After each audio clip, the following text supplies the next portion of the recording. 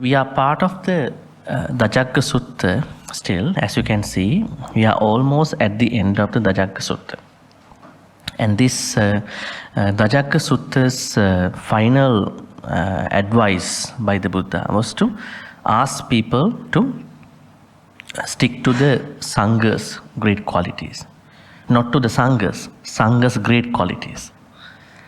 So if you single out one Sangha member, you might not be blessed enough. So you are going to understand the literal and contextual meaning of the Sangha's great qualities.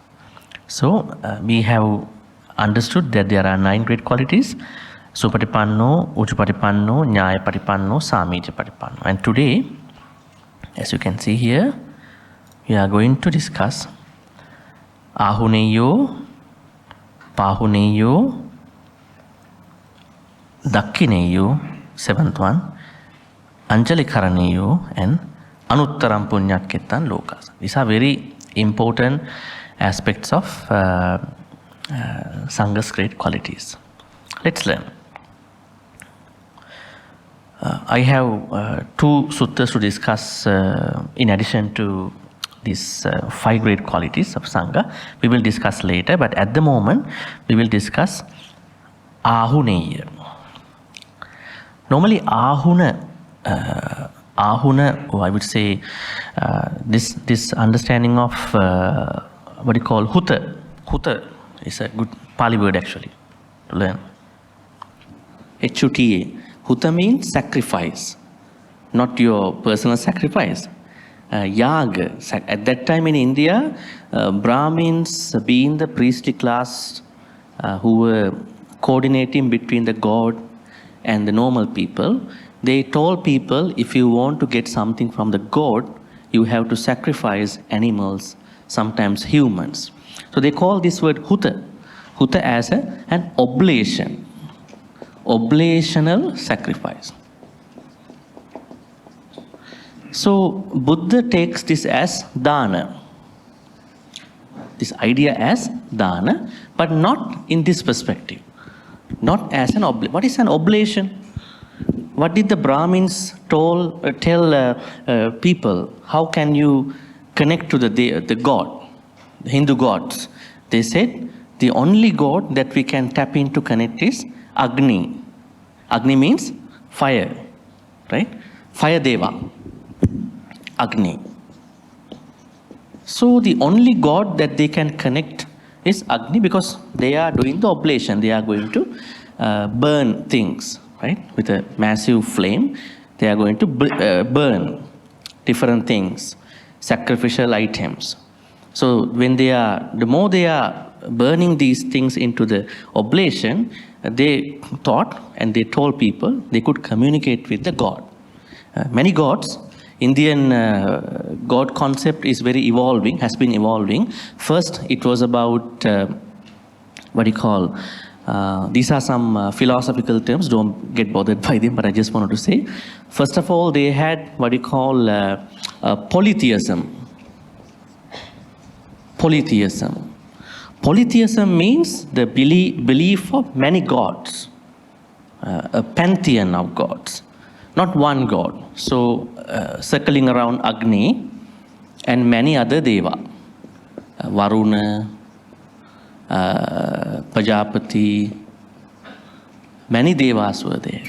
And then after some time, they thought that all the natural phenomena, sky, early morning sun, evening sun, SUN sun, they are representing the activities of certain devas. So then they said anthropomorphism.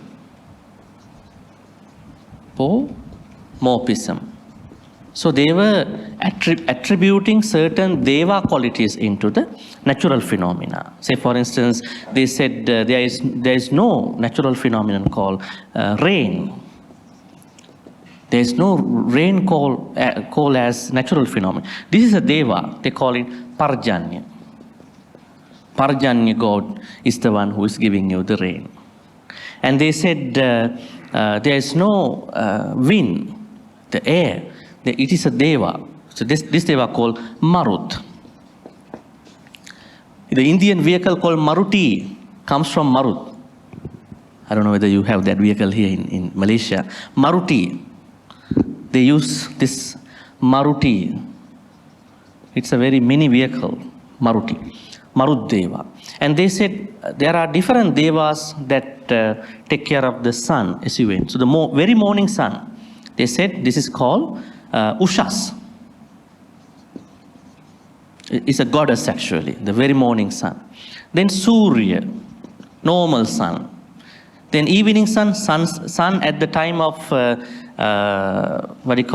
set time, Savitru. So there are three devas with regard to the. So this way, anthropomorphism. Then the deva concept of Hinduism, India has been evolving. I'm talking about 1,500 years. Before Christ. So Buddha was there 6 BC, right? 6 centuries, right? Before, Anno Domini, first century. The Mahayana started at this time. So, then what happened? They were thinking it is not polytheism, it is not attributing qualities of nature into the deva, it is about one God concept. Monotheism came in. This is a very interesting area where Hindu gods became one god. We call him Maha Brahma. So then it has been evolving further, many levels. Now you see the Trinity, the Deva Trinity, 3 devas. Brahma is creating the world, Vishnu is maintaining the world, Ishvara is going to burn the world. Right?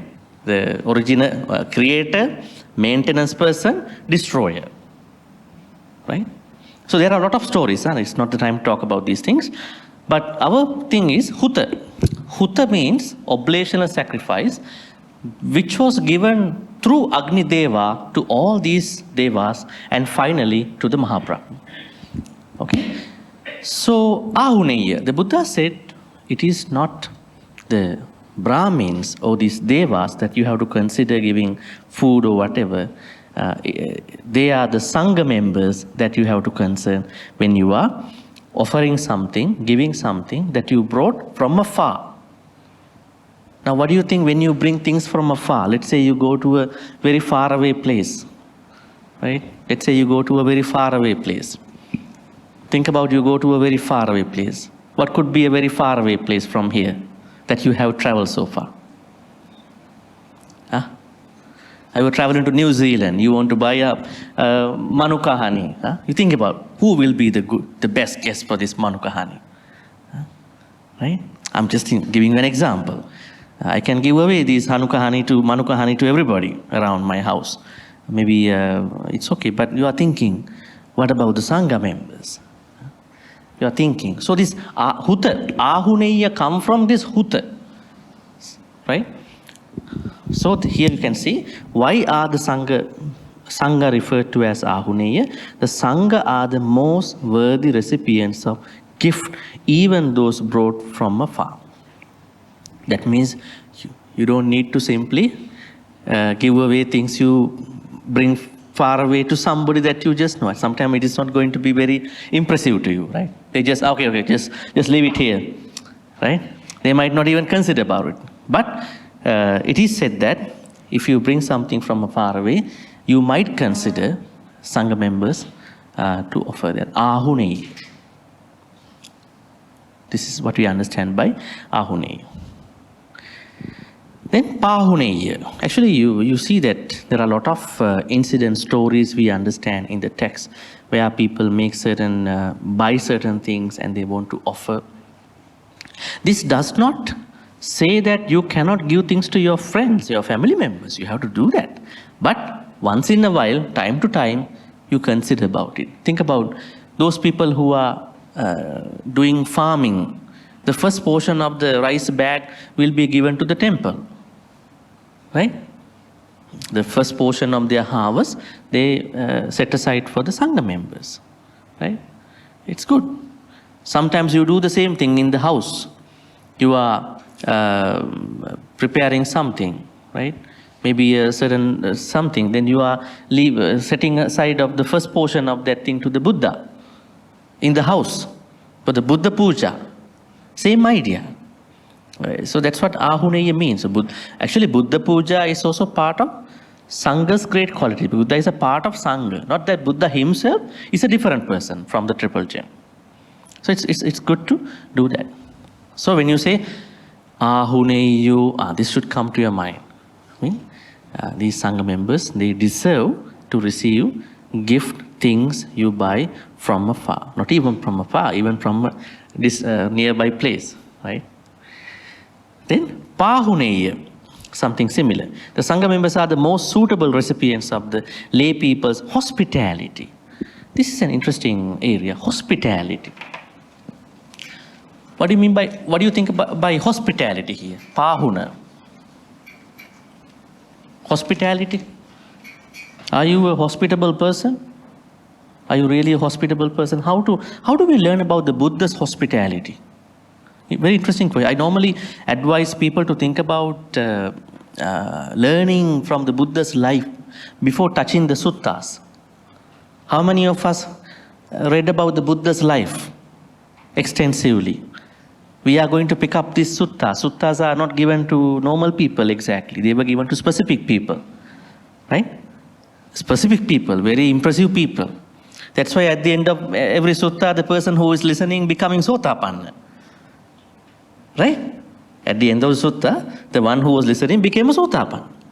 And you may be listening to the same sutta for 5-6 years, maybe 10 years. Nothing has happened. Why? What's going wrong? The sutta is not meant for you. But with the support of a Sangha member, somebody who is expert in the suttas, you can learn certain things to adjust your life. But the very effect goes to the person the Buddha chose. The Buddha gave the Dhamma talk to. So we have to understand that. Now just think about Patachara, the lady who lost everybody within a couple of days. How did Patachara become an Arahant? One day after she became a nun, what happened? She was just observing some water coming from a certain high place to a low place. This is a very simple example, right? I think we have seen this multiple. In some people's house, there are many small waterfall replicas, right? Very small ones. How many times we see water coming from a high place to the lower place? But we don't look at the way how Patachara looked at it. Patachara saw the water is coming from the top. But that water is not the water that is touching down the bottom of the area, maybe a river, joining a river. So the changes of the water. In other way, in normal culture, when you look at the river, you can't see the same river in the next nanosecond. Water is changed already. But how do we look at it? It's a river. Ganges, very wide Ganges, right? And see, river exists. No, water is not existing. Like you see the river, the next moment you're looking at it into the river, it's not that river. It's changing. So the way how somebody who has a different clarity in his or her life and somebody who only looks at it as a mood of beautification, a certain natural phenomenon, can be different. So then she observed this cascading water, probably a mini waterfall somewhere, a mini waterfall. And then she understood nothing is unchangeable. Everything is changing. I don't use the word impermanent, but this has some bad connotation, maybe a partial idea, one of the partial areas of this anicca concept. So then anicca means changes. Things are changing. And these things are, this is changing, right? So this way, she understood how this is going to work. So in the same way, we need to understand these stories and also life of the Buddha. We have to read the proper life of the Buddha. Normally we know there are many life of the Buddhas. nowadays. Some people even narrate their own story. Right? I remember I interviewed one professor in Montreal some time ago about Yashodhara. She's one of the, a leading professor about reinventing Buddhist stories, but she's mixing up from Sarvastivada, Mahayana, Yogacara, Theravada, early Buddhism, then the new Buddhism, new movements, all like a Roja, you know. Sorry, it's kind of a Roja now. I said, I don't recommend this book for the normal devotees, because this is for somebody who wants to enjoy her storytelling. Right? She's mixing up, she's saying Devadatta was the cousin of Yashodhara. When Prince Siddhartha left the house, Devadatta harassed her because she is not with the husband, right? And because this story comes in another Sarvastivada book. And she's mixing up this story now, right? And then she personally told me she wanted to publish this book in one of the UK's very academic publisher. And then they were asking her to include some of the more erotic things that you could bring up about the Buddha, right? So we will publish your book. So there are a lot of issues, because this can be then best-selling at that point. So read the proper life of the Buddha. Normally there are many books at the moment. You know, Mahavastu is a Sanskrit book. Mahavastu, Lalita Vistara. These are Mahayana, early Mahayana works of Buddha's biography. Buddha Charita of Ashwaghosa. But I don't recommend this book in the first place. So you need to read Vinaya Pitaka's Mahakanda. Vinaya Pitaka has a very interesting Buddhist biography. Right? So that, and also some of the suttas we know in Majjhima Nikaya, where Buddha gives his autobiography. This is a sutta called Arya Pariyesana Sutta.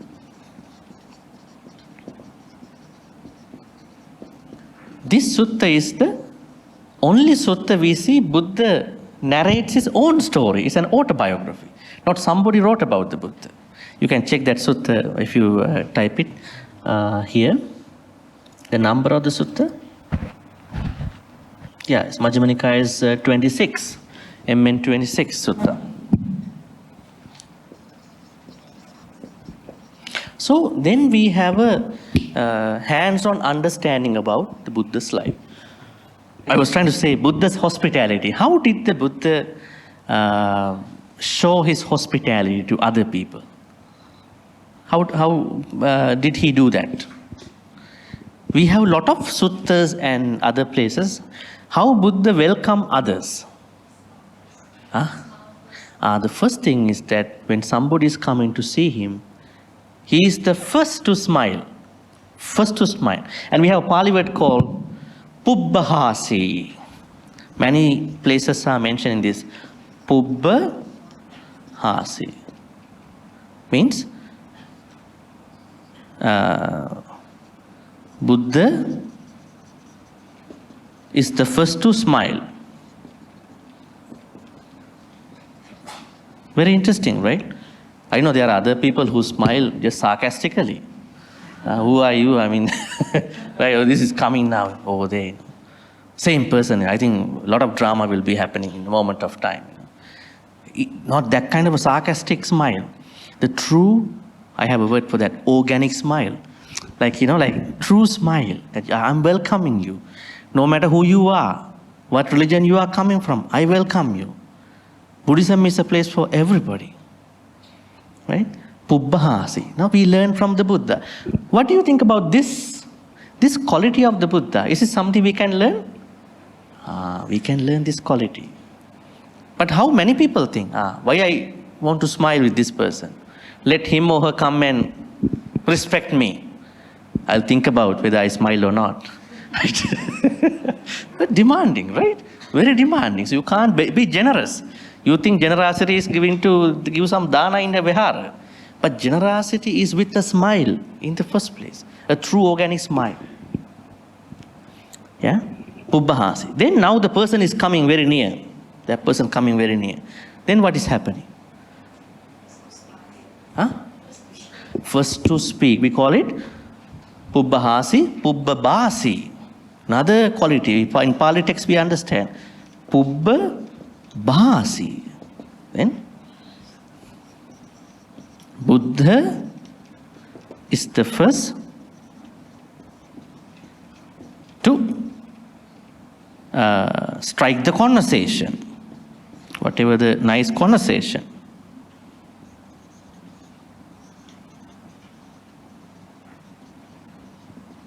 And in our normal culture, you are waiting. Let him talk. I don't want to talk.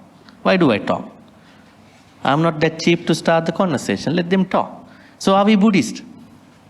With all these things that Buddha followed in his own way, are we learning from the Buddha? I don't think so. We are only going to the shrine hall and putting garlands around him and asking everything that we don't have in our life. You think about many people, what they are doing, going to the Vihara. In this life, I'm so miserable. Please give me a good husband. Please give me a good wife. Please give me good children. Give me more money. I think it's a place for requesting things, not that learning from the Buddha himself. Right? Right? It's okay, somebody makes the wishes, but they are not looking at this side. They don't know actually. How do they know? Without coming to learn from a sutta study. That's why you are here. Right? Okay. Hospitality, Buddha's hospitality. What are the other ways of Buddha's hospitality? The huge compassion he had. The huge compassion. I was returning from a 2-day retreat in Malacca this last weekend, 70 people retreat. And there was one person who said, while we were talking about the Sila part, morality, and the person said there was one retreat, I don't know who conducted that, and it was very strict for people not to eat. Can't eat anything after 12. Yes, that's what we understand, Vikala Bhojana. But there was a cancer patient in the retreat, a lady who is asked by the doctors to eat every 3 hours, but she wants to join. But now it's strictly forbidden the food items at that point. Then she had to suffer a lot. Is this Buddhism? Where is our compassion? Right? Others do understand that we can. Actually, what is this Vikala Bhojana? Very interesting precept. Vikala Bhojana. In the 8 precepts, 6, 7, 8. First 5 are okay, unless there is a change with regard to the third one. 6, 7. 6 is Vikala Bhojana. 7 is a very long precept. Nacha Gita Vadita. 8 is Uchasayana Mahasayana. Okay. These are precepts to discipline us in our life. They are not very serious precepts. They are helping us to discipline us. Now, Vikala Bhojana precept, you know that monks went for Pindapat in the evening before some time, right? Do you know that? Monks went for Pindapat. Then they had to embrace problems. What are the problems they encountered? No power at that time, no street lights, and no asphalted, properly paved roads at that time. So sometimes some Sangha members fell onto the pits, while they were going. Some fell into the cesspools, sewage, like sinkholes, right? Some died. And then some were bitten by snakes on the road at that time, right? Because they cannot go with the stick. We are in the bowl. Sometimes they approach houses from the back door. So the householders thought this could be the real ghost. So they threw water, right? They were washing the pots at that time. So then it has come down to a certain place that Buddha thought, better these Sangha members stay in the temple and then do something more, right? That was how it was started, right? But now conditions have changed. But what is the real idea of this precept? It's limiting the frequency of eating. It is a problem nowadays. Nowadays, food has been, now I think the modern version of this precept is, we are eating too much. Why? We have access to a lot of food nowadays.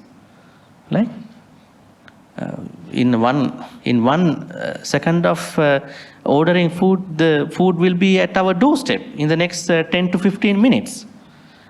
You look at your grandparents, parents at that time, they had to do the groceries. They had to go one vendor by other vendor. Some vendors were cheating. Other vendors were really good selling the products and then bringing them home. And they might have not had gas cookers, ovens, right? It was a very tedious experience to do the grocery from the right person, and sometimes they might not have had a refrigerator. Because of this accessibility to the food, it has been normal, commonplace that people eat many times compared to their predecessors. So this has been a kind of a problem, like the communication breakdown in many houses. On one side, communication has been broken down between family members because everybody is busy with their gadgets. Right? Nobody talks to each other. Mother, father also ask children, would you like to come for the dinner? Through sending a WhatsApp message. So message has to go to the US base and has to come down to the house again. And son says, okay, I'll be there in 5 minutes. And it has to go to the US and come back to the other country here. Communication has broken down already. You have to accept that. Because of this communication issue, a lot of problems are happening in the household. Insecurities, misunderstanding, you have to see everybody's anger, frustration, irritation. So there's something we can do, right? At the same time, the food habits, because food has been very cheap on other aspect, and accessibility is not having a big gap. So the idea of Vikala Bhojana is limiting the number of meals you are having. It's good for your health. Otherwise, obesity is not far away for all of us. And when you are obese, you get all the diseases, right? So Buddha clearly said that could be a problem. So we are looking at this part. So how do we look at a sick person with this thing? Now that cancer lady who was advised by the doctor, oncologist, that you must take food every 3 to 4 hours because you are under chemotherapy and all that. Where is the Buddhist compassion? But then if you sit in the back of that retreat, what are they talking? Nibbana, 4 Noble Truths, Eightfold Noble Path, Panchakkhandha, 5 aggregates. And these are the things they are talking. They are not talking about compassion, which the Buddha told us. This is the problem. I think compassionate part is the biggest challenge that a lot of Buddhist communities have been going through now. So hospitality, the best hospitality is compassion. So if you want to be hospitable, you learn from the Buddha how he was hospitable. There were many times, many people were going to disrobe, and Buddha was very compassionate. Remember Chula Pantaka story? Maha Pantaka was an arahant, his brother monk. And then he one day wanted to go and become a monk. Then the elder brother monk told him, now you are going to become a monk, you are a monk now. So you need to memorize a stanza, a 4-line stanza. But monk Chula Pantaka could not memorize the stanza for 4 months. Think about it, at least 1 line could have been memorized for 1 month, but even the 4 lines were not memorized by this Chula Pantaka, monk Chula Pantaka. Then what happened? The Arahant Maha Pantaka, he was the one who was taking down the appointments for the dana. He said, why are you a monk? You better leave. You can't do your monkhood. Even Arahants sometimes don't understand the problem, right? And that's why Arahant Maha Pantaka told him to go. Sometimes Arahants had some issues, like in the first Dhammasangayana, after 3 months of the Buddha's passing away, the Buddha said before he passed away, the minor rules must be released if we want to evolve in the Sangha community. Then Arahants table this to the proceedings in the first Sangayana under Ajasatta, King Ajasatta. Then certain Arahants said the rules, disciplinary actions that we have to release are these XYZ things. And some others say, no, they are not the ones that we have to consider as minor. XYZ, certain other things. So finally what happened, they were running into a certain conflict. Then Arahant Mahakassapa said, okay, we don't want to release any minor rule, any minor disciplinary action. We will keep them as they are. See. So Arahanthood is very interesting, but sometimes they arise. So Arahant Mahapantaka said, you better leave. If Arahant is such a person who can understand at that point, he could have not told his brother monk to leave. And then Buddha saw this that day, that early morning he was leaving. So then he approached Chulapantaka. Then asked Chulapantaka, why are you leaving? My brother monk told me to leave because I cannot memorize this stanza. Then the Buddha said, this ordination is not of Arahant Mahapantaka. It is, this ordination is happening under me. You might go and get the ordination from another monk. That's why even in Thailand, there is a certain disrobing activity. They have set up in their own Sangha committee. But normally, according to the Vinaya, nobody can disrobe another monk. Because even you go to a Vihara, Sangha members ordain you on behalf of the Buddha. They cannot ordain on their own. We are ordaining on behalf of the Buddha. Then how do you disrobe somebody on behalf of the Buddha?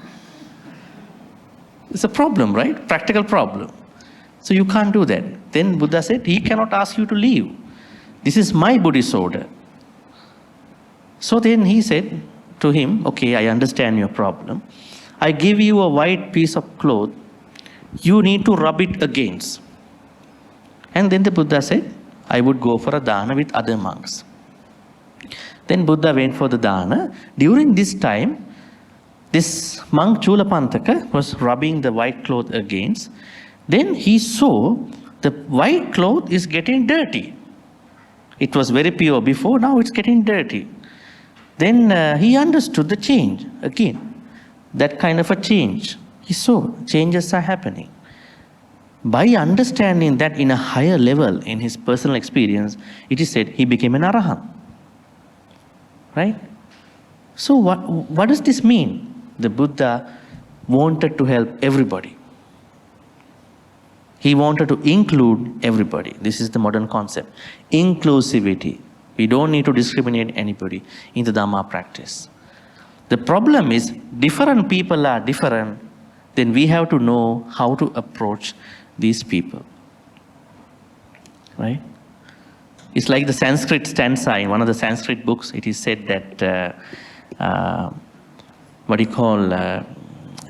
no plant can be left out to say that this plant has no medicinal importance. Like in India at that time, long time ago, when someone studies Ayurveda, he has to study for 12 years. After 12 years, it is said that the teacher sends the student to a forest, asking you go and grab any any tree that is not of importance to medicinal perspective. One is physiology, the other side is surgery part. So dissection and GP part. Then if the student goes to the forest and grab a certain tree, plant, thinking this tree has no medicinal importance, then the teacher says you have not studied the importance of this particular tree. From today you have to study this particular tree. And then the next thing is, there is no letter that is left out in making a mantra in India. All the letters are blessed letters, not like in your culture. You create some bad letters.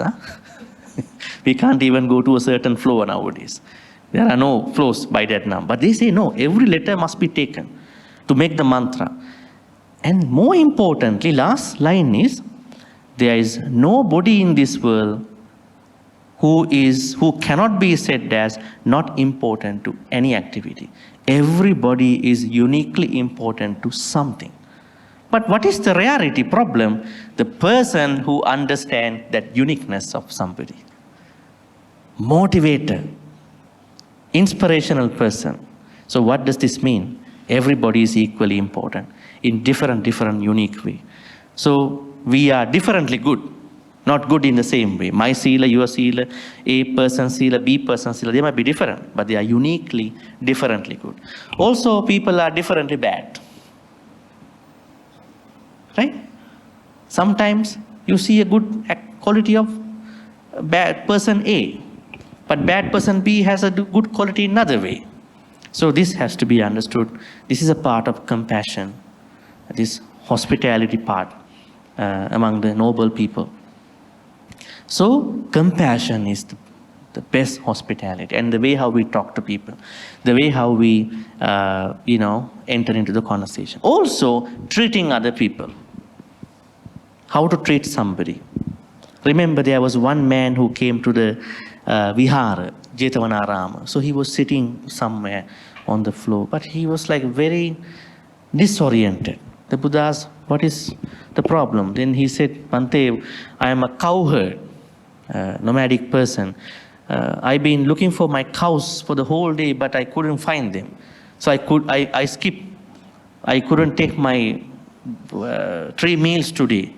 But finally I came near here, so I came to the temple to listen to Dhamma. They said, you cannot listen to Dhamma. Ask him once to take him to the kitchen, give some food to him. Don't come to the Dhamma talks without listening, without having meals. And Buddhist Mahavihara understood that earlier, prepared food in the back. See, they follow that idea, right?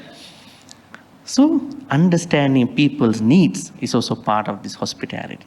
Anyways, Pahuneya means the Sangha members are the most suitable recipients of the.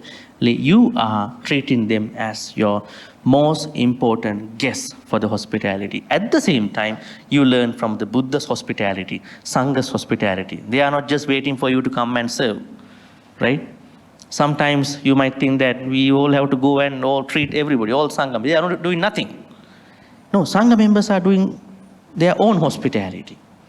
They should also engage in humanitarian actions, like our Chief Reverend. We have to look at. Every monk is different. Some can talk Dhamma, some who cannot do that, they do another service. But one who can do everything together is a good ability, right?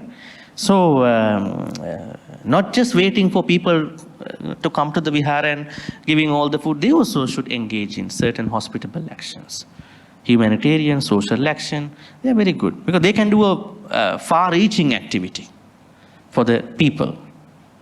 Pahuneya. Then, seventh one, Dakhineyo. This is really interesting, Dakhineyo.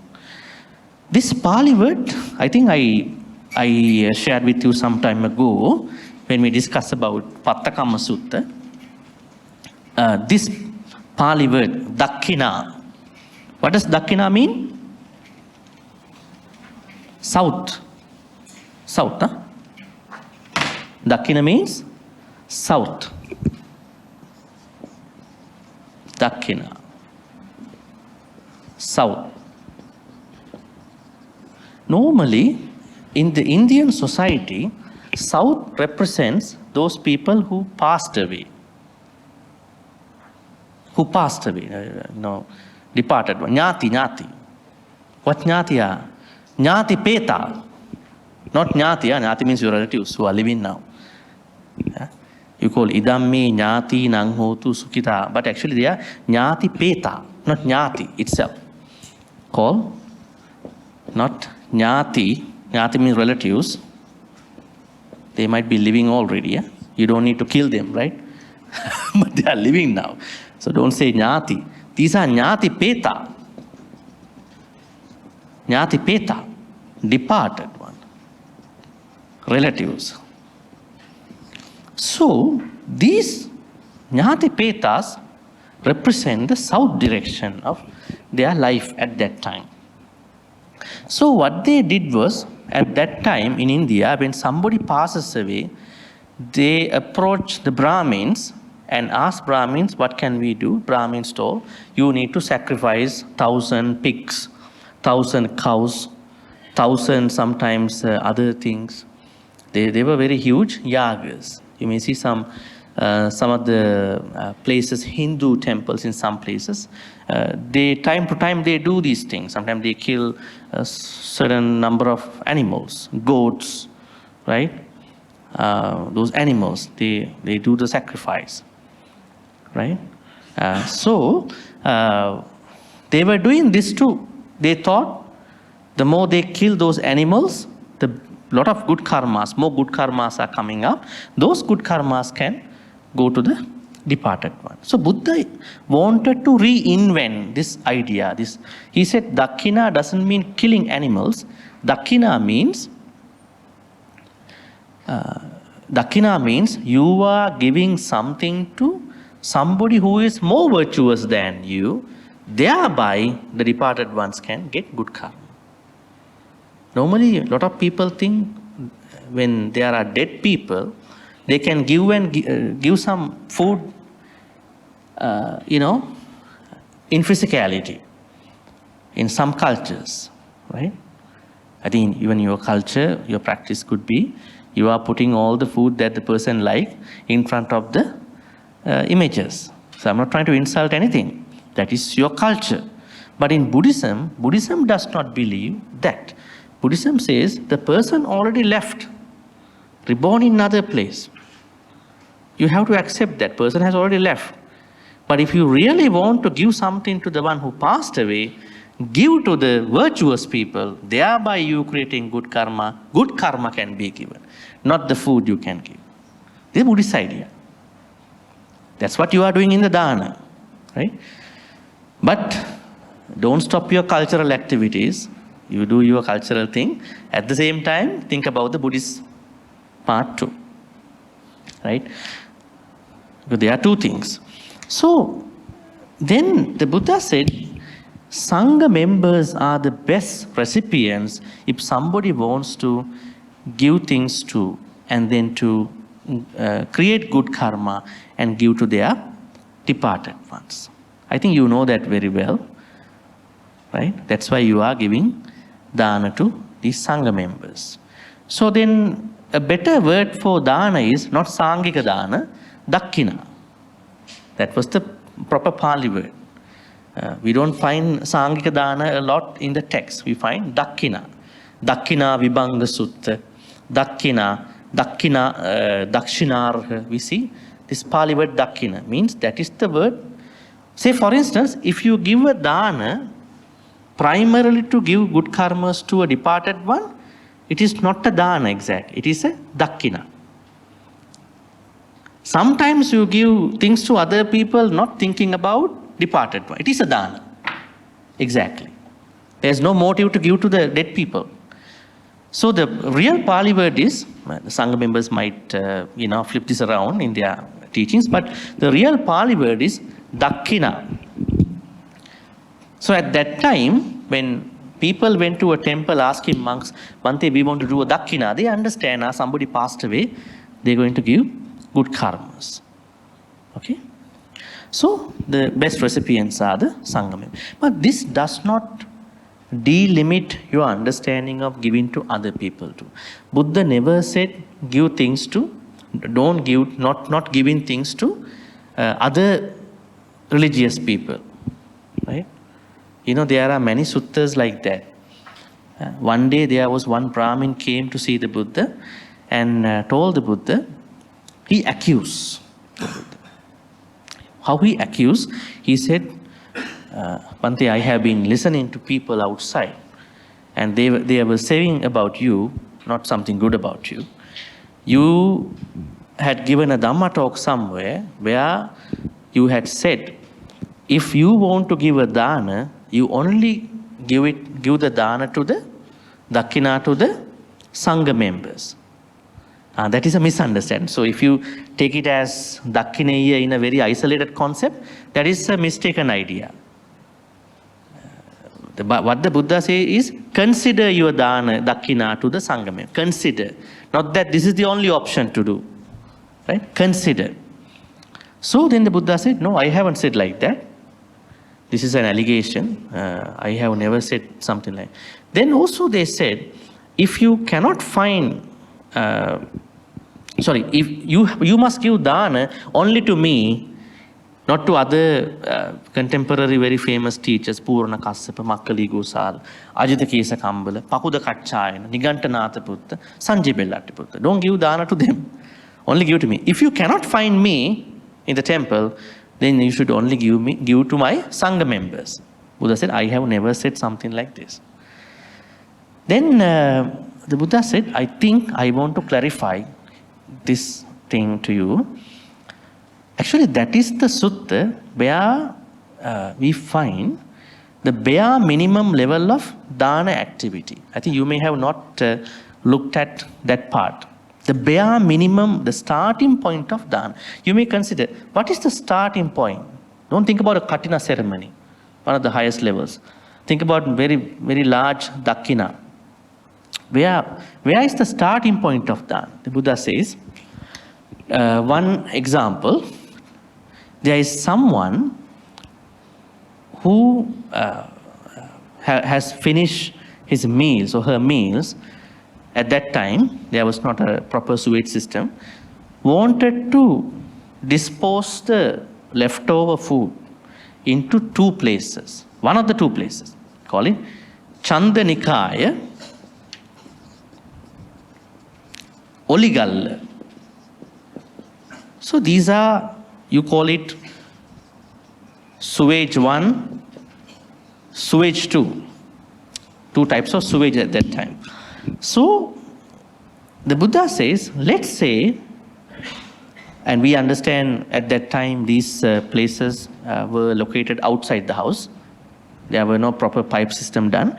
So when the person is disposing the leftover food, let's say you are eating some curry, some bones of some meat, maybe some other spices, some other things, and you don't want to eat that part, you want to waste. So at that point, somebody is rinsing, washing that part by thinking, if there are any tiny creatures in this Oligalla or Chandanikaya that I cannot see, the micro animals, may they be able to subsist on these leftover food and beverages. May they be able to depend on these food and beverage. That is the starting point of dana in Buddhism.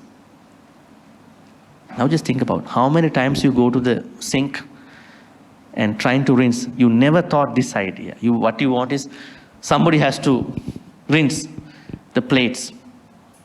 Perhaps you have missed out many danas. You are asking somebody in the house, hey, wash my plates. I don't have time to wash my plates. It is a dana, because when you are doing that, on one side it is a meditation. Doing the dishes is a meditation. Why? What happened with monk Chulapantaka? Same thing. You see the plate which has stains, which has some stuff, and you are seeing how they are being cleaned.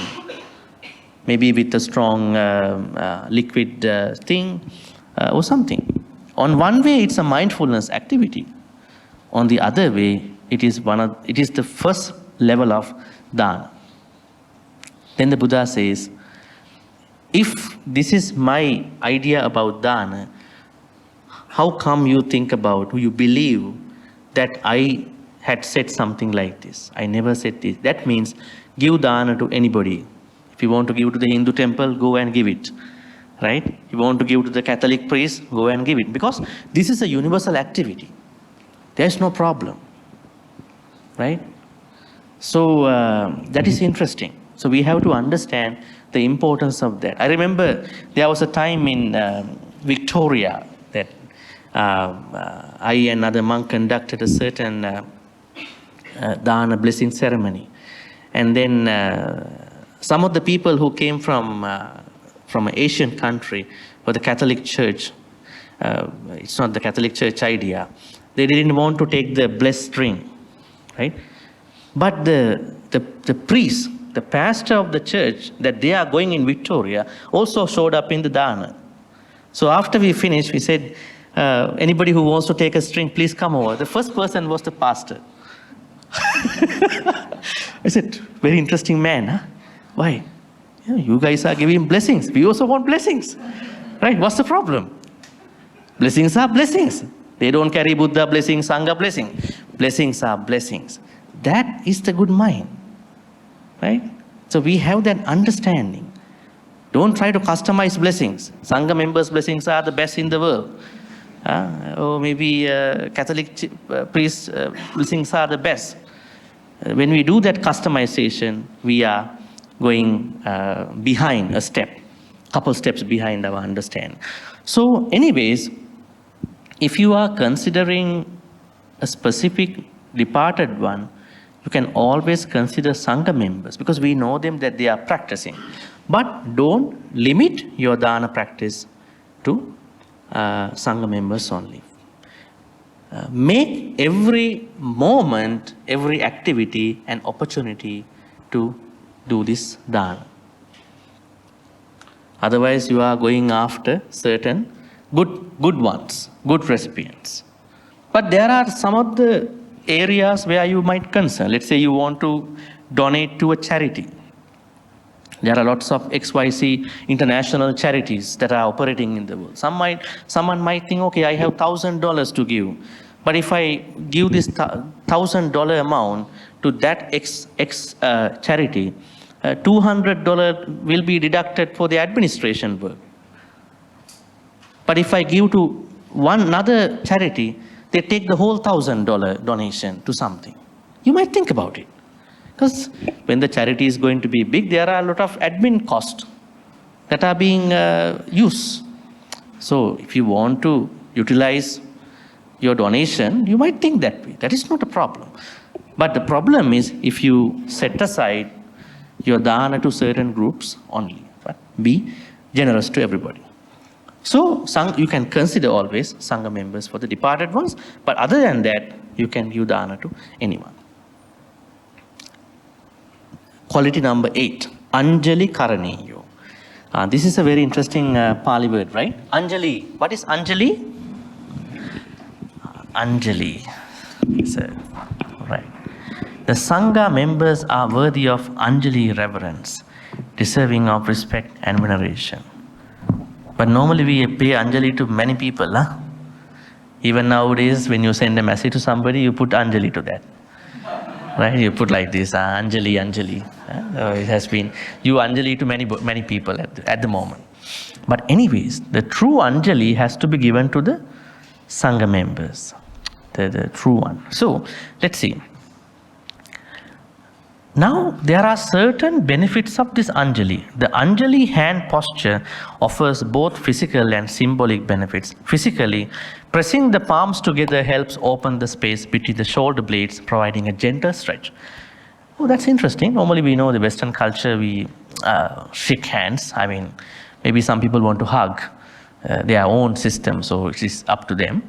But this palm, what do you call this, Anjali as a hand posture is a healthy posture. Helps us, I mean, it's a big thing in the yoga school too. While also enhancing flexibility in the wrist. Nowadays our wrists are not very flexible. We are using mouses.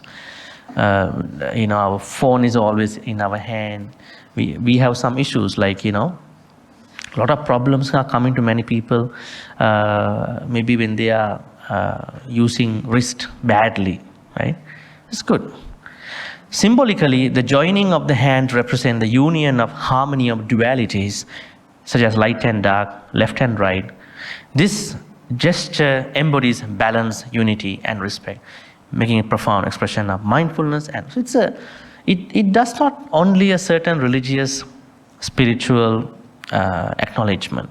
It's also a healthy posture. It makes you healthy in terms of your body. So Sangha members are the most important category for this, but it doesn't mean you are not doing to others.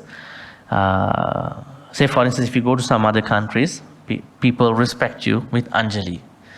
The Sri Lankans, they always put their palms together as a respect to welcome others, and other countries, other cultures too, if you go see. But the real Anjali is better given to Sangha members. Number 9. Anuttarang punyakettang lukas. Last great quality that we learn under this. The Sangha is one of the 3 unsurpassed fields of merit in the world, offering the opportunity for immeasurable good deeds alongside the other 2. This part is very forgotten by many people. Mother and father. There is a sutta somewhere in Anguttara Nikaya or Samyutta Nikaya where Buddha says there are 3 punyakettas. What does ketta mean? Ketta. Ketta means field. Yeah. Field mean? What does field mean? A place where you can cultivate what? Crops. Where you can have an harvest. A place which is deserving cultivation. Cultivation means that you understand it's not a barren land. It is a land of lot of fertility. We understand it's a land of lot of fertility. So, what kind of fertility is this? Punyaketta. Punyaketta. We understand a fertile land. Punya. So this is a metaphor. Buddhism has lot of metaphors. If you read suttas, there are 2 things that you notice. One is simile, other one is metaphor. So you don't need to be bothered by this actually. You see simile, we call it upama in grammar, and the other one is metaphor. Rupaka. Sorry, I'm writing here and there because it takes time to erase this part. Metaphor, very interesting part. What is a metaphor? There's a connection that the Buddha is making to certain things. Remember, there is a historical, a metaphor that we know in the literature.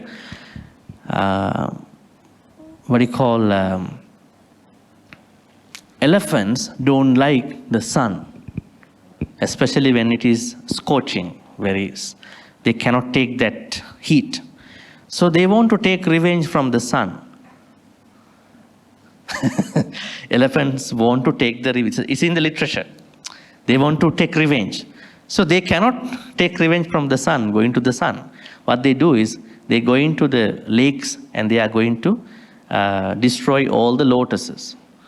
Because they think, in the literature, lotus is the closest friend to the sun. Because without the sun, lotus cannot bloom.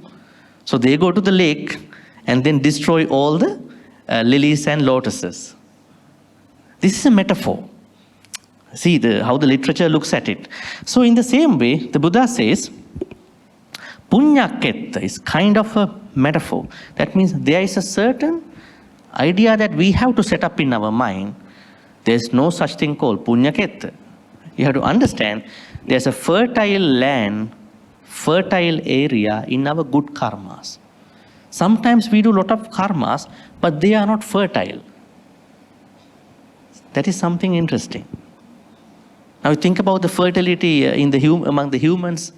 Sometimes they want a child, but one of them is not fertile enough. Right? They have the interest, but fertility is not there in physicality. Something wrong. I mean, maybe they are genetics, maybe they are problems, bad habits. In the same way, sometimes you want to do good karma, but your ability to create good karma area is not fertile enough. So this is punyaketta. Now you are thinking about fertile, the ability to make my punya fertile, then you are picking up on Sangha members for that. Right? This is how we understand. Anuttarang, Sangha members are not just a normal punyaketta. Anuttarang, unparalleled field of merits. Then I am adding another two here. In that sutta, which I cannot remember the name, but I will give you maybe another time. The Buddha says there are three types of punyakettas. One, the first one is mother. Mother is a fertile, a very good fertile area of the good karmas. Mother. That means we all have a certain bond with our own mother, no matter what you have with them. Some people have some issues because everyone is different.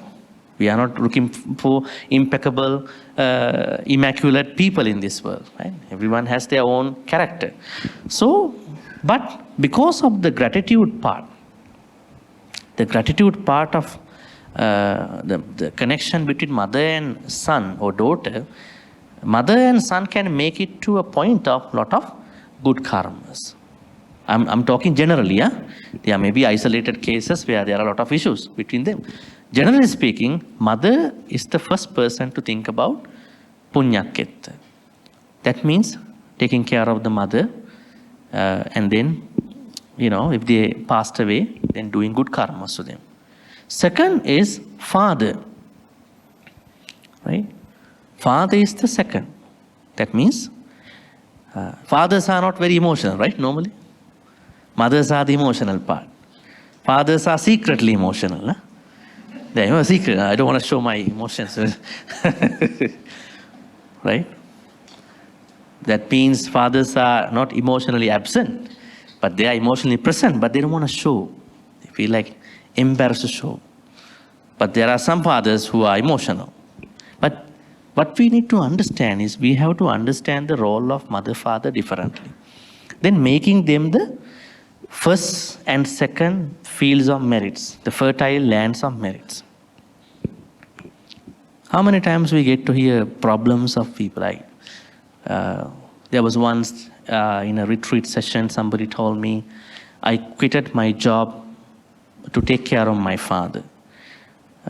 I wanted to do that, but I couldn't do it. After 7 years, I made it.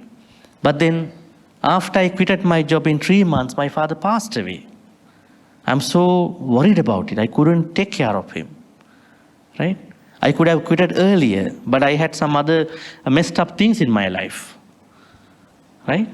So how many people are worrying over these things? So that's why we have to make the move earlier for certain things in our life. Don't wait until you become rich. You become settled down in your job. By that time, the loved ones will have been gone. Then you will struggle with a lot of memories. Right? So we have to clearly find out how to take care of this mother-father thing. These are the first two. Third is Sangha members. Now, what's happening is that there are people who don't take care of the mother, father. They want to go to the Vihara, take care of the Sangha members. Every day, maybe once a week. You see such people. Because they simply want to run away from the house. When we ask, no, it's like going to hell. So it's like I feel like going to hell, after this dana activities. Why? You have to create your life. Don't demonize your loved ones. They are not monsters. Sometimes you don't communicate well with them. Sometimes you don't understand what they want. Right? Sometimes you don't read their emotions. You cannot accurately read their emotions. So those people who cannot accurately read their loved one's emotion want to read the sutta text. How can they read? They cannot even read their loved one's emotions. They're going to read about this Pali text. How to understand these texts without the support of a very qualified expert person who have wide reading about it. So we have to take care of these two and then Sangha members together. So then you are having punyaketta. Okay? So this is the last great quality we understand. So let's go back. Today we are going to summarize the last four.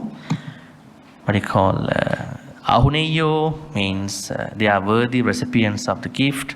Pahuneyo, they are the best for the hospitality.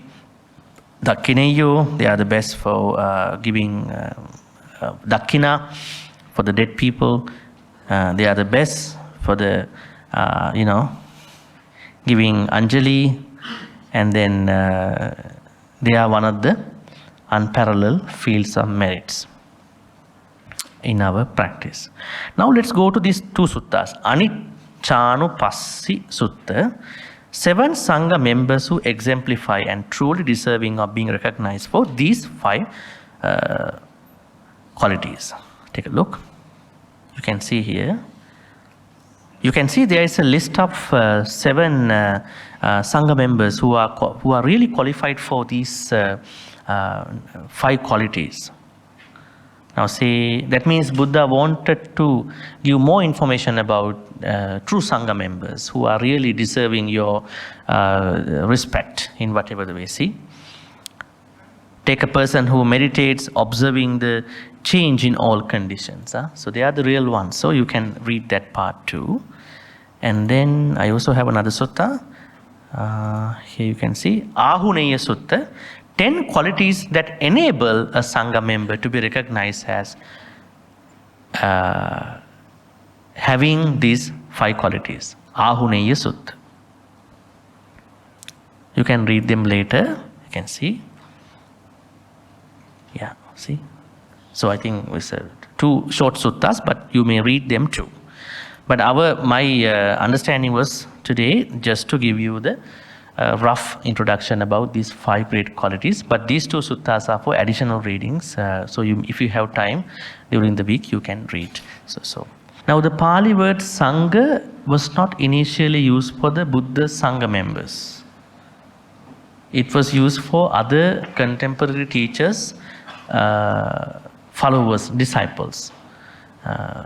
Purana Kassapa's disciples are Sangha. Makkali Gosala's disciples are Sangha. And all these famous teachers, students were Sangha. Sanghi Ganacharyo, the Buddha said in many suttas. So, but the Buddha said, my Sangha community is Sangha because of these 9 great qualities. Bhante, from the context of this Dhajjha Sutta, can we say that while Bhante have explained very insightful on how the 9 qualities can be practiced, but in the 3rd Vandana, it was mentioned here that it started with the Atta Purisa Puggala. So does it mean that all the other qualities, the 9 qualities actually refers to this Atta Purisa Puggala, or in the context of this sutta? Yeah. Actually, Sangha members were considered, I think we missed that part. Thank you for bringing that up. The Buddha says all these Sangha members who carry 9 great qualities are referred to 8 individuals and 4 pairs, right? Jatidang Chattari Purisa Yugani. Let's go to the sutta. Okay, so in the middle of the Sangha's great 9 great qualities statement, you see the Buddha says Chattari Purisa. Chattari means 4. Purisa means individuals. Yugani means pairs. So 4 pairs of individuals. So Sangha members are representing 4 pairs of individuals. 4 pairs. First pair, second pair, third pair, and 4th one. Now let's understand these pairs. First pair has these 2. Sotapanna, path, Sotapanna fruit. A new fruit, A new fruit. It's not a fruit. Here fruit means the attainment, right? It's not a new fruit. So then here, the second set is Sakadagami, path, Sakadagami, fruit. Third one is Anagami path, Anagami fruit. Fourth one is Arahant path, Arahant fruit. Actually, these are people, individuals. Sotapanna path, individual. Sotapanna fruit, individual. Sakadagami path, individual. Sakadagami fruit, individual. Anagami path, individual. Anagami fruit, individual. Arahant path, individual. Arahant path, Arahant fruit, individual. That means there are 8 people who are working towards the enlightenment. So anybody who wants to become a Sotapanna also regarded as a Sangha member. Now a lot of unenlightened Sangha members are taken this way, right? And then also the one who becomes a Sotapanna, right? So there are this way 4 pairs of individuals, and then at 8 Purisa individuals, Purisa Puggala. There are 4 pairs and 8 individuals. That part. So we understand these 8 people are the ones who deserve Supatipanno, Ujupatipanno, Nyayapatipanno, Samijapatipanno, Ahuneyo, Pahuneyo, Dakkineyo, Anjalikarneyo, Anuttaram Punyakettandoka. So these 9 attributes are given to these 4 sets, pairs. In other words, 8 individuals. All right, any other questions? I just want to clarify on that point. So the Sotapans who are on the path, technically they would be anyone, right? They could be anyone. Yeah, so it would include renunciants as well as non-renunciants, right? That's a broader explanation. But when people want to respect, they opt out the ones who are wearing the robes. But in theory, they are also included, implied. Yeah, Culturally, people opt out the ones who are wearing the robes in this consideration. So like in the Sangha Nusati is really with reference to those renunciants. Yeah, so now we have to look at it in 2 ways. Okay. The Buddhist communities exist in their own cultures. They normally respect the ones who want to become a Sotapanna but wearing the robes. But in theory, anybody who wants to become a Sotapanna can be a Sangha member in this interpretation. Yeah. But it's not the commonplace. Yeah. Okay. So technically we are all... If you are such. Yeah, we are all striving towards that, right? Yeah, yeah, because, yes. All right, thank you. Okay. Now here Buddha says at the end, Sangang hivo bhikkave anussaratan. When you are remembering these 9 great qualities of the Sangha members in the proper way, with those contexts, then at that point, if you have been struggling with a certain fear, bhayang, chambitattang, a certain terror, or lomahanso, or horripilation, any skin erection, those kind of situation should go away. Should go away. Should go away. Might not work for somebody, but normally should go away. But unfortunately, a lot of people, when they are scared, they only think about the Buddha. So you should expect more fears then. Because you haven't gone to the highest level of that support. So still you are thinking, I'm still struggling, I still have fears from my people, my work, my sicknesses. Why? You haven't extended that thinking to Dhamma and Sangha. Perhaps you don't think that Dhamma is not a person. Sangha, who to pick up when I think about Sangha? You normally pick up the monks in a certain temple. That might be your way. But Sangha is not a certain number of monks in a temple. Sangha is a big community who are living at the Buddha time, who are living now, who will be living in the future. So you need to, imagine, visualize this numbers of Mahasangha with all these qualities. Actually, when you think about me, all the Mahasangha members be my protection, that will be a very interesting solace, interesting relief. That's why someone who is overly thinking about this scenario then made another sutta, paritta, in the chanting book. What is it? Jina Panjaraya. You know this chanting, not given by the Buddha. Now it has become a very popular sutta in the monks chanting. Jina Panjaraya. That means, Jina means the Buddha, Panjara means cage, Buddha's cage. Okay, this is an interesting sutta, I mean, not given by the Buddha. It's not a sutta, paritta. Sometimes sutta and paritta can be separated. Not all the suttas are parittas, because some monks have created some paritta. Now, Jayamangala Gatha, Bahung Sahasam Abhining, it was made by the Thai Sangha members. Right? Pouring water was made by Thai Sangha members, Siamese Sangha members. We clearly understand these things. But Jina Panjaraya, they say, when we think about the safety through the blessings, it's like a cage. The idea, okay? Not our idea. We call Jina Panjara. You go and check with your chanting book. Huh? Panjara means cage, Jina means the Buddha. They say, I think they have incorporated this idea in a certain way in this sutta, paritta. They said, we have to think that all these Buddha Sangha members living in our body. They said, Hadaye Anuruddhocha, Arahan Anuruddha is in my heart. Hadaye Anuruddhocha, Moggallanosi, Arahan Moggallana is on my left. Right? If you look at that sutta, probably we can take a look here, just to get some curiosity. Let's go check Jina Panjara, yeah? Just to see how this, Jina Panjara Gatha. This is one of the Thai ways of doing that too. Yeah, this is the one. So let's see this, how it has been given.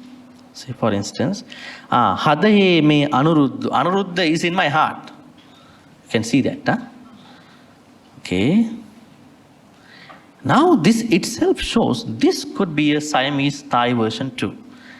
They say, Arahan Anuruddha is in my heart, Arahan Sariputta is on my right side, and Arahan Kondanya is my behind. That's interesting, huh? And then what else? Moggallana on my left. Huh? Then you are like bodyguarded, huh?